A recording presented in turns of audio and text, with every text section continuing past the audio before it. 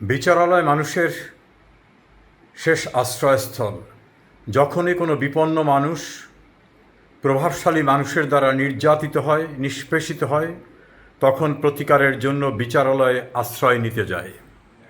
সেই বিচারালয় যদি ন্যায় বিচার নিশ্চিত না করে মনগড়া বিচার করে, তখন আর কোনো জায়গা থাকে না।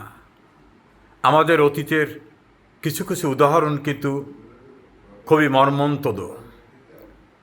বঙ্গবন্ধু শেখ মুজিবুর রহমান যখন বাঙালির অধিকার আদায়ের জন্য সোচ্চার ছিলেন, তার কণ্ঠ স্তব্ধ করার জন্য, সেই আন্দোলনকে রুখে দেওয়ার জন্য তথাকথিত আগরতলা ষড়যন্ত্র মামলা তৈরি করা হয়।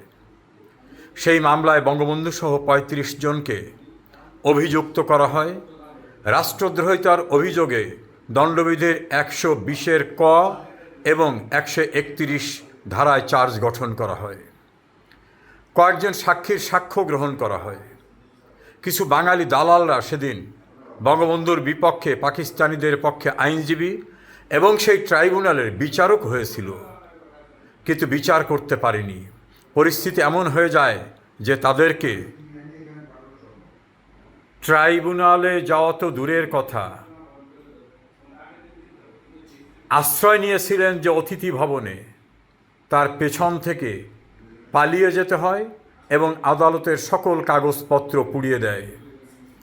তারা অনেকে আর দেশেও ফিরতে পারেননি। বঙ্গবন্ধুকে সাজা দেবেন কি? বিচারকরাই পালিয়ে গিয়েছিলেন। বিচারের নামে অবিচার, বিচারের নামে কারো ডিকটেশনে বিচার করে কাউকে দোষী সাব্যস্ত করা, কাউকে অভিযুক্ত করা হলে এর পরিণতি কখনোই মঙ্গলজনক হবে না। যারা করবেন তারা অতীতের কথা মনে রাখবেন। আগরতলা ষড়যন্ত্র মামলার বিচারপতিরা, আইনজীবীরা কিন্তু পালিয়েও আত্মরক্ষা করতে পারেনি। তারা আশ্রয় পেয়েছিল পশ্চিম পাকিস্তানে।